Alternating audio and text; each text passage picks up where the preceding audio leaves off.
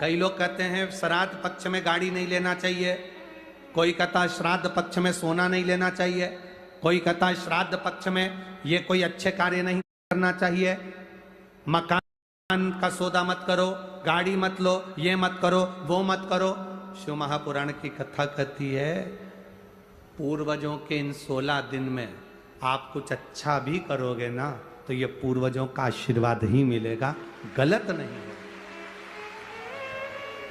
वो तो लोगों ने पितरों को हवा बना दिया, लोगों ने पितरों को भूत बना दिया, लोगों ने कह दिया ये पितर पितर तो भूत हो गए, प्रेत हो गए ना। अभी कथा में आपने सुना था सबसे सुंदर लोक कौन सा बताया? जम के बोलो जरा। कौवा कैसा था? आर्यमा स्वामी भी सुंदर, कौवा भी सुंदर, पितर लोक में जितने पितर रहते हैं वो बड़े सुंदर रहते, बड़े सुंदर।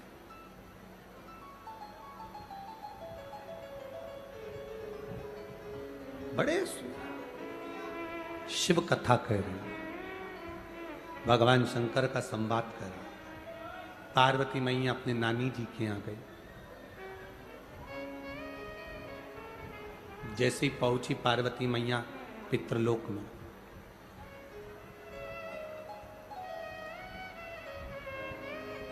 पितृलोक में पहुंचते से पार्वती जी ने क्या देखा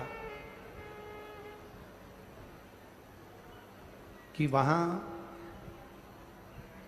बहुत सारी कुसा रखी हुई। क्या रखी हुई है? कुसा। कुसा देखिए आप, डाब, कुशा। जब पितरों को जल दिया जाता है तो कुशा का बड़ा मूल महत्व होता है, बड़ा कुशा का बड़ी मूलता होता है। पार्वती जी ने देखा कि यहां कुशा रखी हुई है, भ्रम पैदा हुआ मां पार्वती के हृदय में। थोड़ा सा प्रश्न आया मां पार्वती के चित्त में, थोड़ा सा प्रश्न। पार्वती जी जैसे ही अंदर पहुंची, पहुंचते से उन्होंने जो कुशा देखी, डाब देखी, और कुशा को देखकर मां पार्वती जी ने पूछ लिया पितरों से, नाना, ओ नाना जी। अब पितरों के देवता आर्यमा स्वामी बैठे थे तो उन्होंने शब्द सुना पार्वती जी का। शब्द सुनकर माता पार्वती जी के पास में आर्यमा स्वामी आए और पूछा, माता पार्वती आप क्यों आवाज लगा रही हो, क्या हुआ है? आप आवाज क्यों लगा रही हो, हुआ क्या? पार्वती जी ने कहा, मैं मेरे नाना के घर में आई हूं, पर इतना सारा कुशा रखा देखा है, डाब रखा देखा है, तो मैंने पूछा कि ये कुशा, ये डाब क्यों रखा? देखो, सनातन हिंदू धर्म में जो कुशा होती है, जो डाब होता है, साल भर अपने घर के अंदर कहीं ना कहीं इस कुशा को, इस डाब को संभाल कर रखना चाहिए। उसका कारण क्या बताया है? तो यहां पार्वती जी से स्वयं आर्यमा स्वामी कहते हैं, सुनो पार्वती माता, पितृलोक में ये जो ढाब है, पितृलोक में जो ये कुशा है, पितृलोक में ये कुशा जो रखी हुई तुम देख रही हो, इस कुशा का महत्व ये होता है कि जिस घर में, जिस घर के अंदर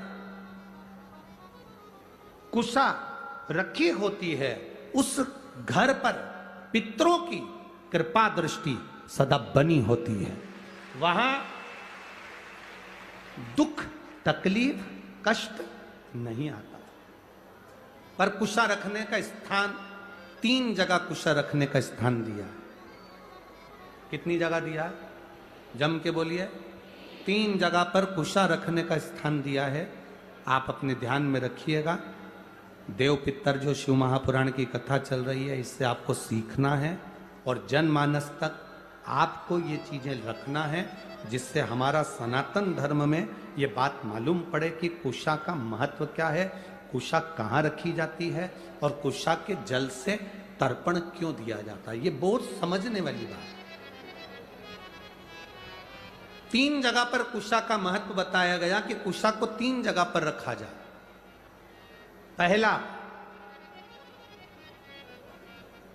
अपने घर के दरवाजे में जहां से अपन प्रवेश करते हैं, उस प्रवेश के द्वार के प्रवेश द्वार से कुछ दूरी पर कोई फोटो लगा हो, कोई चित्रपट लगा हो, कोई जगह हो ऐसी जहां तुम कुशा को अंदर प्रवेश करते समय कुछ दूरी पर उस कुशा को आप राइट भाग की ओर रख दें। घर में प्रवेश करते हैं, उस द्वार से कुछ दूरी पर डाब कुशा रख सकते।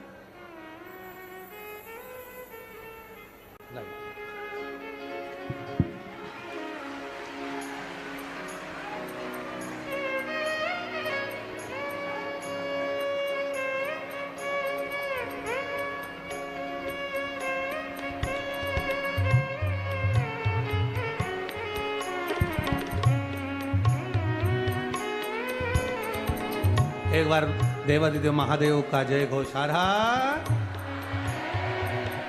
ये दो बालक बाबा की कृपा से कई वर्षों के बाद हुए। एक बार जोरदार ताली बजाएं।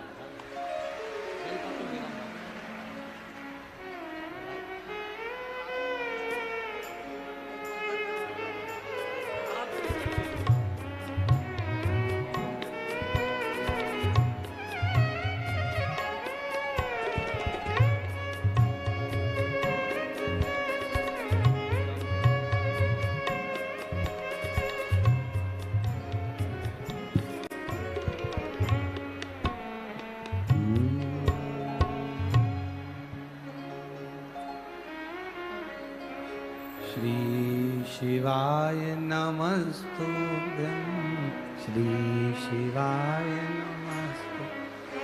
खड़े नहीं होगे, इसको बोलने के समय पर बैठे बैठे आपको जाप करना है।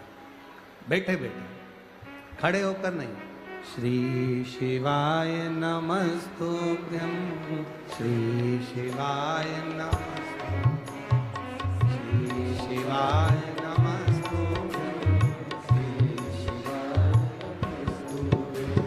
श्री शिवाय नमस्तुभ्यं, श्री शिवाय नमस्तु,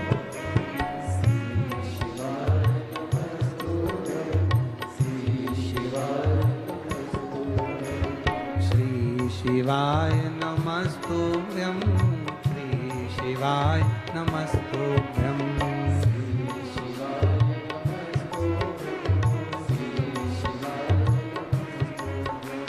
श्री शिवाय नमस्तुभ्यं, श्री शिवाय नमस्तुभ्यं,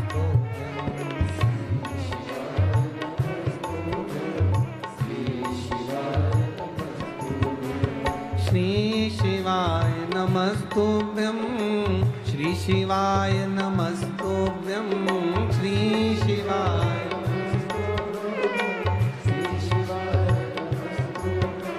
श्री शिवाय नमस्तुभ्यं, श्री शिवाय नमस्तुभ्यं, श्री शिवाय ओ श्री शिवाय नमस्तुभ्यं, श्री शिवाय नमस्तुभ्यं,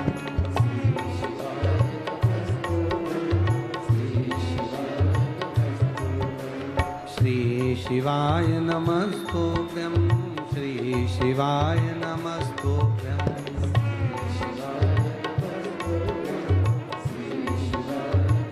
हर हर महादेव। भगवान शिव की कथा कर रही है।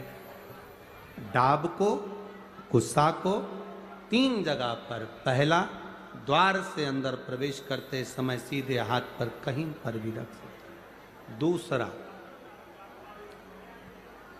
पूजन का जो स्थान हो, पूजन की जो जगह हो, वहां अगर कुशा नहीं रख सको तो कुशा का आसन जरूर रखो।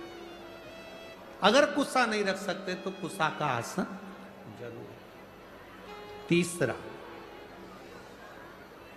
रसोई घर के अंदर जहां पर परिंदा हो, मटका हो, हंडा हो, उसके आसपास में कहीं थोड़ी भी जगह हो एक छोटी सी भी कुसा अगर अपन ने रख रखी है तो घर में कभी भी बड़ी बीमारी प्रवेश नहीं कर सकती।